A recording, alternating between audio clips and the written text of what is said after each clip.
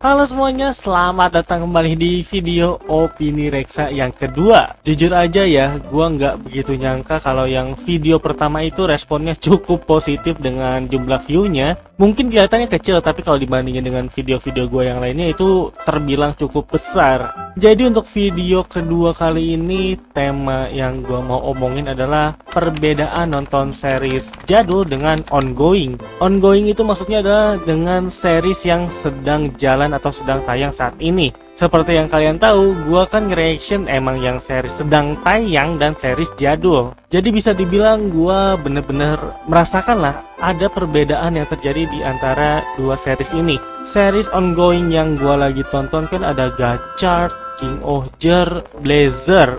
Mungkin Bardion kalau mau dimasukin bisa sih. Sedangkan series jadul yang gue tonton itu kan ada Goseiger, terus ada Bokenger, dan sekarang ini ada Lifeman. Mungkin kalau mau spoiler dikit, ada lagi Kamen Rider Hibiki. Tapi buat Hibiki itu cuman khusus membership di bulan Desember nanti ya. Kurang lebih sih ada 3 hal ya yang ngebedain series jadul dengan series ongoing. Yang pertama itu hype dengan tren. Maksudnya adalah ketika kalian emang ngikutin series yang sedang tayang, lalu ada momen-momen epic dan itu dibicarain di semua sosial media, pastinya kalian nggak akan kayak ketinggalan info gitu loh, nggak akan ketinggalan zaman. Kalian masih bisa ngerasain hype-nya. Biasanya kan fanpage itu ya, mau Facebook atau Instagram, nge-share momen epic yang terjadi dari series yang baru, lalu orang-orang tuh langsung banyak yang komen karena hype-nya itu nggak ketinggalan. Sedangkan kalau kalian nonton series jadul terus ada momen epic, ya udah cuman kalian doang yang tahu,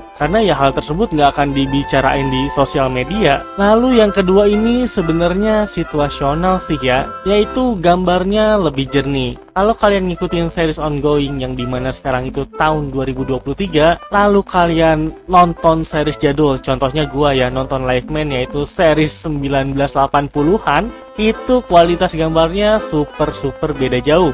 Bukan cuma kualitas gambar, dari segi efek, dari segi cutting itu yang berasa banget sih. Series jadul itu cuttingnya menurut gua kasar. Dalam artian scene masih jalan, tiba-tiba langsung pindah adegan gitu loh. Tapi ya sebenarnya mau gimana pun ya di tahun segitu emang itu hal terbaik yang bisa mereka kasih. Lalu poin ketiga atau yang terakhir yaitu terhindar dari spoiler. Bagi gua sendiri ini beneran berpengaruh sebagai pengalaman nonton. Kita bandingin King Ohger sama Lifeman aja nih ya. Lifeman yang udah gua upload sejauh ini ada 16 episode. Pada awal series gua sempet ngoceh kan, sempet bilang ini kira-kira Lifeman itu 3 jenderal musuhnya bakal nambah atau emang udah segitu aja ya. Taunya di episode 11 atau 12 tiba-tiba dimunculin sebuah karakter yang bernama Busujima Arashi. Simpelnya dia itu seorang bos mafia, cuman manusia biasa tapi punya fisik yang luar biasa. Bahkan di episode ini gue sempat ngomong juga, ini kayaknya kalau cuman dimunculin di episode ini doang bakalan sayang banget deh.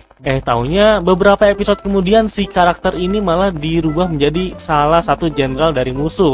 Itu gue pas nonton beneran kaget banget sih, nggak nyangka. Tadi kan gue bilang Lifeman yang gue upload ini udah ada 16 episode, tapi yang gue udah tonton dan sebenarnya tinggal ngedit itu ada 33 episode. Nah dari episode 18 ke atas itu banyak momen-momen yang kayak bikin shock, karena emang gak nyangka hal tersebut tuh bakal terjadi. Nah kalau kita bandingin dengan King Ohger pun sebenarnya menurut gua bisa ngasih pengalaman kayak gitu. Tapi sayangnya kalau series ongoing itu tidak jauh-jauh dari yang namanya updatean, rumor, yang pada akhirnya malah nge-spoiler si series itu tersendiri. Gua bakal sebutin beberapa contoh yang seharusnya itu bisa jadi shock moment, tapi karena kita udah tahu apa yang akan terjadi jadi kayak ya biasa aja. Yang pertama itu adalah Gira Hasti. Identitas Gira sebagai Hasti itu kan sebenarnya di spoilerin duluan dari updatean yang akan datang. Padahal kalau kita nonton langsung pun memang ada beberapa kayak clue lah ya